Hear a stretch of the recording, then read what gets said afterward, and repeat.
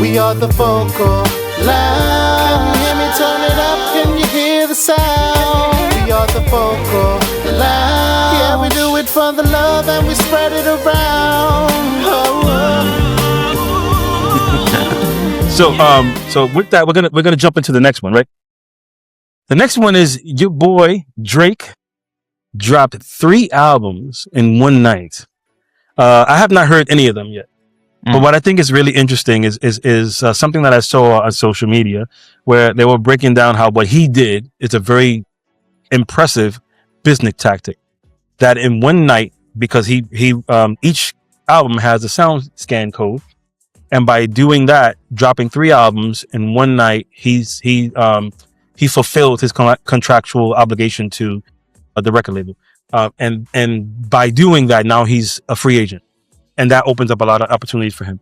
I haven't heard the album. I gotta say, like albums. Plural, right? I'm not. I like Drake, but I don't have him on repeat like that. But I respect him greatly in what he's done for music, and for so many artists out there. He's an influence for so many artists.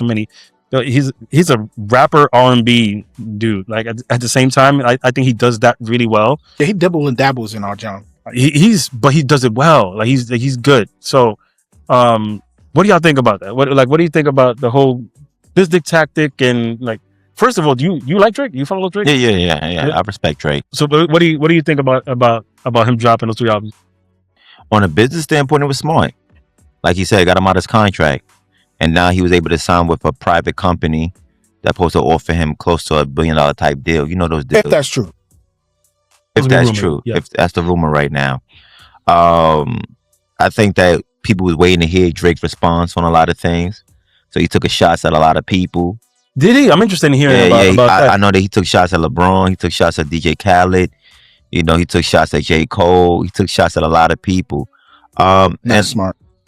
I mean, it's Drake. He could do that, but he stood quiet for a while. He could do that. I mean, there's a reason he stood quiet. Because he took the heat from a lot of people. He could do that. And I feel like maybe for some artists he can't, but you're not blackballing Drake. Drake at a place in his career, you can't blackball him. It's just some artists that just can't be blackballed at this point. Not like that. Not musically, because I'm expressing myself creatively. No.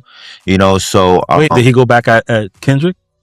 A little bit, but I mean, this is what I feel. I don't know. Like, Drake is showing you with this project, projects, he's still king. It don't matter how much you put the Super Bowl on Kendrick or you try to play me and disrespect my name. A lesser artist probably have been to the shelves. But the fact that he has the whole internet buzzing right now, like these new AP watches, because it's Drake and he had 3 albums, lets you know how strong his power is. I'm not gonna go as far as to say that. I do think he's battle tested and he's probably gonna land on his feet, but I'm reserving that until I see the success behind the albums. And I'm sure they're probably gonna come out, but we're talking about like a rumor that that's the buzz right now, not how hot a song is.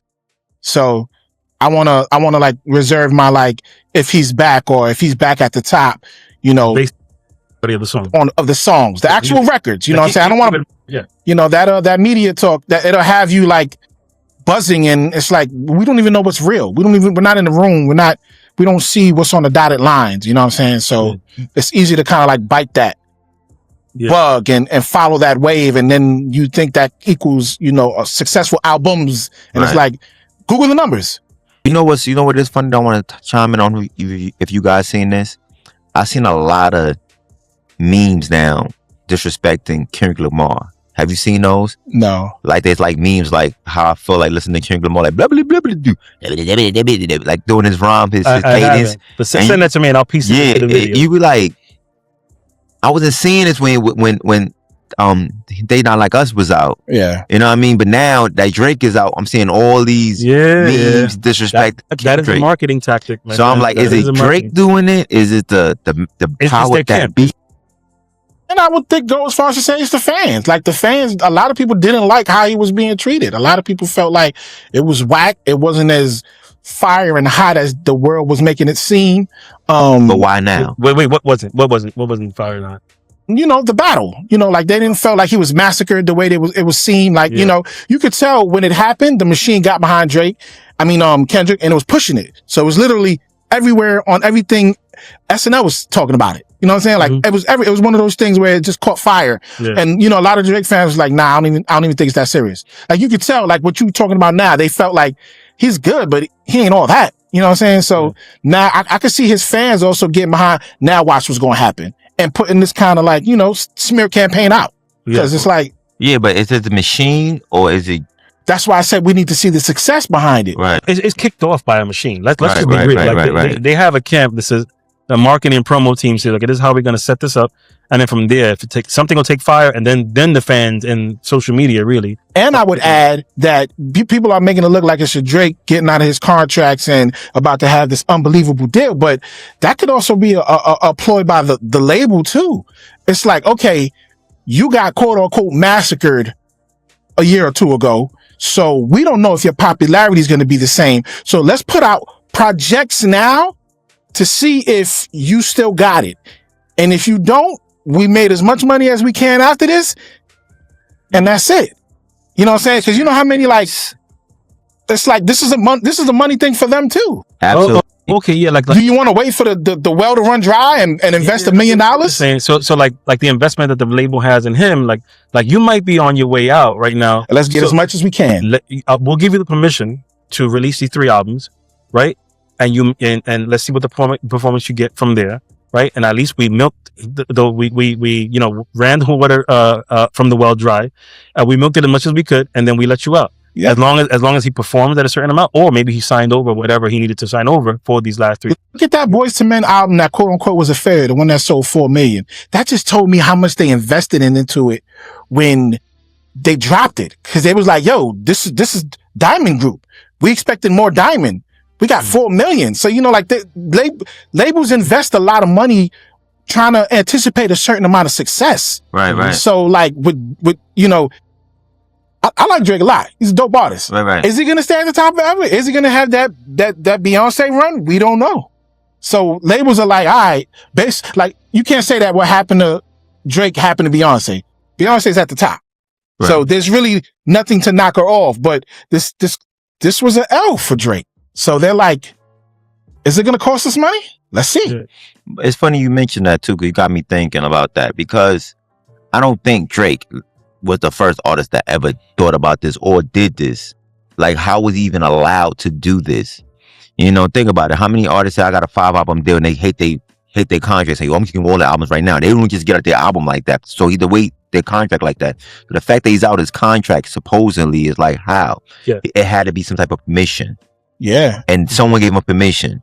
And he had to incentivize them. There you go. Yeah, everything's business, right? So we're all speculating. We're just hearing this stuff off the internet, just like you are at the same time. So if we ever get clarity on anything, we'll definitely come back and let you guys know on another episode. Hey, this is what we actually found out. But we're all hearing it off the cuff, just like you are. And from a singer perspective, and what we've seen in the industry, a lot of these things are fueled by business. Everything is deliberate. Everything is intentional, and it makes it seem like it's happenstance. But most of the time, 80% of the time, I would say it's done on purpose. Like, who lets their cash cow go? Right. Like, yeah. But I think that Drake created a sound that we're all accustomed to, that when they try to put Kendrick Lamar in that position, he couldn't withhold it, because he doesn't make that kind of music, and we're not accustomed to it. It's like 2 totally different styles. Mm-hmm. So like, that's why people making fun of Kendrick. That's why I think a lot of people felt like, what is this? It's different. Mm-hmm. It's like me, you said, listen to like a certain type of singer, and then you give me a whole different other style. But we've been running with 90s R&B. Now you give me like boom bop. It's like, I don't do boom bap. I'm used to this. Mm-hmm. And I think Drake kind of set that tone with Khaled and all the artists that came behind him. So I feel like that's why he's going to skyrocket, because like, oh man, this feels familiar now. I don't think Kendrick felt familiar. Maybe in the West, in his community, they liked him, but I don't think fire in LA the whole time. Yeah, but that's their sound. He don't speak for the masses. No. Drake, to a certain degree, speaks for the masses, and I think that's what you want to see and feel. Yeah, but I also think that's going to die down eventually. I'm not saying it's going to happen now. Yeah, of course. Like, everybody has their run, and then it's done. Sure. But yeah. he's that for our generation. Maybe when the Gen Zs and other kids come up, they're gonna have their guy. Like we had Wayne and they have Drake, but for this generation, he's that. And right now, because the millennials are still kind of like running the show, he's doing future on projects and stuff like that. He's going to do numbers. He's already doing numbers. He's already doing numbers. Like you said, in a week or two, we really going to see what it is. Yeah. But I do feel like his sound is what we're accustomed to. We're not accustomed to Kendrick Lamar. Not that Kendrick Lamar is whack. Not that you have straight and strong songs. I don't think the average listener is used to Kendrick Lamar. Think about it. Before, yeah, he was more of a technical. To me, more of a technical, less vibey. He was a niche artist. Like you have J. Cole, you got Kendrick Lamar, then you had Drake. Let's be honest here, and I'm not no disrespect to those artists. They were never. They wasn't having the success that Drake was having. In terms of like sales and numbers generally, yeah. Yeah, and just popularity. Yeah, I agree. You know what I'm saying? Like they're more like at the time that they were being compared. They couldn't be compared to Drake, but they're still comparing him to Drake. Well, yeah, they all came out around the same time. And because they all was the lyricists, yeah, you like them. But I felt like Drake. I never saw Drake as a lyricist though, ever. What? Yeah, that's what he's really known for, being a lyricist. He's a lyricist. He's a unicorn. He's like all of it. That's why they put him in the category with those two, because they all lyricists. But I think Drake was the one who was able to flip it and make some real party songs. Yeah, no, he brought in like emotion to rap. Like he brought he brought R&B to rap in a way that really wasn't since LL. Huh? Since LL. That's a really good point. Since LL, yes. Yeah. Yes. Yeah. If you wanted to hit, you going to Drake. Yo, so this is a weird thing, a vibe you're giving me right now, Kev. You were just going in on Chris Brown about the saturation and the one trick pony. That's Drake, bro. Yeah. Drake is following the same formula as Chris Brown. What? I will say this though. His records do have a lot more. He has a lot more lanes, right? But he's still saturating. Like there's always a damn new Drake song, and some of them catch fire, and some of them don't. Right. But it's like he's always hitting you with it. Right. Where's that go into the lab, put a project together? Where's that at? Or is it different for rap? But we talked about that. I said Chris is treating this project like a rapper, and I'm talking about as a singer. I would like to see more body of work. Yeah. So rappers get different treatment. Always did. Yeah, the last rapper. You know what? I respectfully disagree, and I'm not a hardcore rap fan. Right. But a body of work that you put your heart, blood, and soul into is a body of work. Yeah, listen, listen. Nas gave you body to work. Jay-Z gave you body to work. That's my point. Like this, I don't feel like Drake deserves that kind of pass because he's Drake. Like you should. I'm just saying the same scrutiny you had on Chris, you should have on Drake as far as he needs to put together. But I tell you one thing that Drake's doing that Chris Brown's not doing, or if he is doing, he's not really promoting that way. Drake is really telling you his story. So I think Drake projects are more like, all right, I'm finally going to speak on how I feel, and people are listening to it. And Drake albums is his thoughts, literally his thoughts. He talking about his dad got cancer. Chris Brown's too, but yeah, he's talking about honey packs and making love. Chris. He's at that age. Yeah. Don't knock it. Drake's really talking about my mom got cancer. My dad got cancer. I thought that people I respected didn't respect me. So people listen to this album with different kind of ears. Yeah. Whereas Chris, I'm trying to look for a grown and sexy album, and I'm getting the same thing. You get what I'm saying? So I would say this: they both using the same formula, and maybe that's Chris' formula too, because he feel like it works. Yeah, as far as saturated in the style, like I just want to put out a lot of records. But I felt as a singer at his caliber, especially when you said this is my Brown album, he could have gave me something a little more. I don't even care about his last albums. You do that with 11, do that with the other albums. Kev wanted him to change his sound. He wanted him to go a different direction with the sound. Change your sound. Just be a lot more intentional with the direction of your project. Because it sounds like he's all over the place, his thoughts. But Drake's also, like we're going back and forth, Drake's also apparently sounds like he's putting his thoughts on. The difference, I think, that you could probably point to is with Chris Brown's album, it's 27 songs on one album, whereas Drake has got 3 albums. I don't know how many songs there are total. Anybody know the number? Maybe we can. So it's 3 separate albums. Now that would have been dope if Chris would said, "Listen, I got one album straight for my Grown and Sexy. I got another album straight for my fans. I love my song like this." Yeah, structure. That would be dope. Yeah. It just sounds like these are all the songs I've recorded. Kev want to be an A&R. Oh, come on, listen. Let me listen. He want to scrap somebody's project. Yes. Get it out of here. Yes. Call me. I would definitely A&R. He gonna drop the album in the trash. Nah, definitely. You on the shelf. Redo it. You stay on the shelf. Nah, man. Nah. Do it again. But to your point, that's what a lot of music is missing now is real A&Rs. And now that I'm getting older, I see why it's important. You need the Barry Gordy's. You need the. Did you just go like lower with your voice? Barry Gordy. No, but you need it. You say you need the Jermaine Dupri's. You need the people saying no. That's not it. You need Timbaland saying no. Like you need Ronnie Jerkins. Less yes. Teddy Riley's no. Less yes. I think I know why though.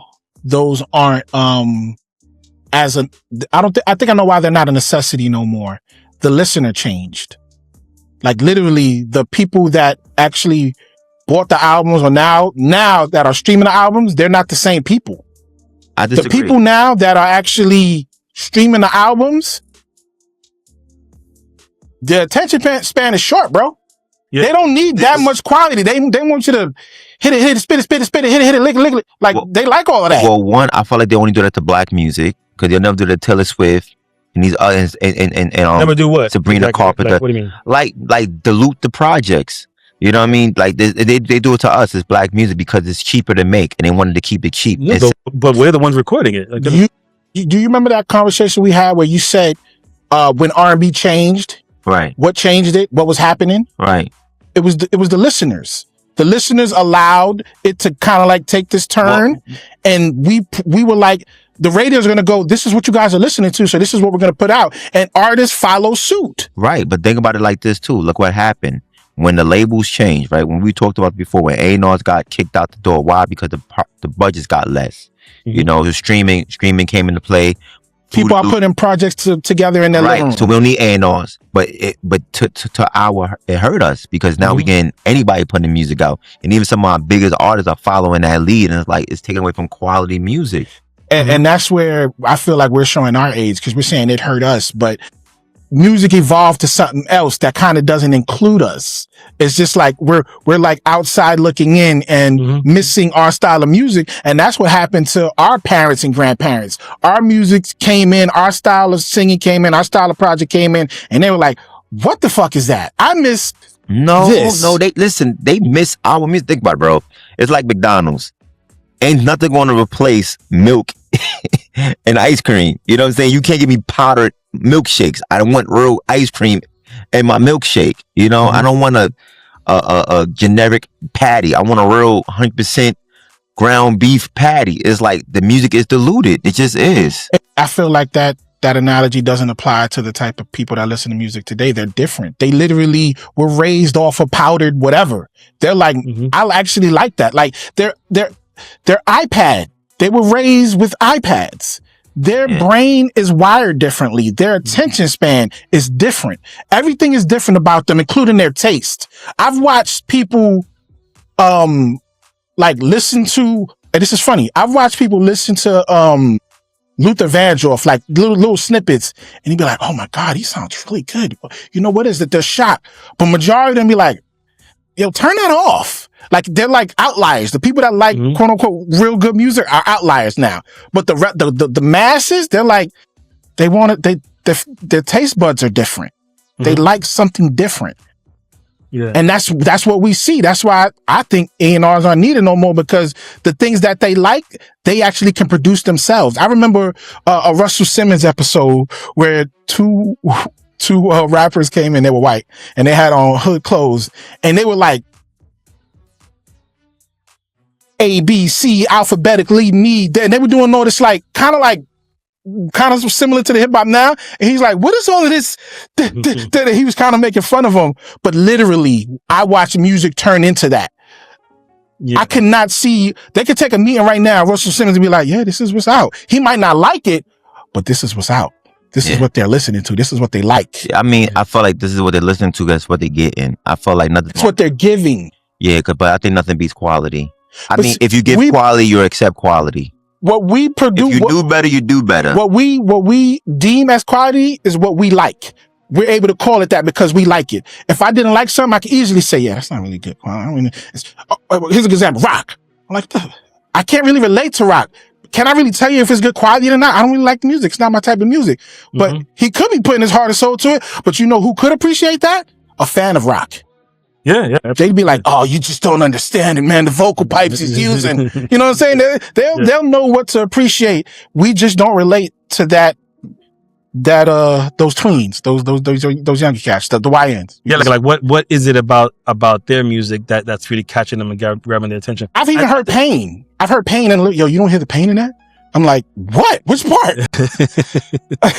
It's just a different way of expressing emotion, right? And there's different wavelengths that they pick up on, you know, and we're tuned in a different way. And they relate. They can relate. And they relate. Yeah. It's a very interesting world out there, and it's going to continue to evolve, and we're here for it. So I think for the next episode, at some point in the future, let's listen to the albums, and then let's really like not only are we gonna like give our opinions on like what our favorite songs are for Chris' album, but for Drake, let's listen to all 3 albums, like and have like another episode for reviews. Let's do it. Let's do it. So look out for that. We'll be coming into that at some point in the future, and we also have a very special Father's Day episode coming up soon. So look out for that. But anyway, I think we'll stop it there, and I wanted to say to everyone out there, thank you so much for allowing us into your world.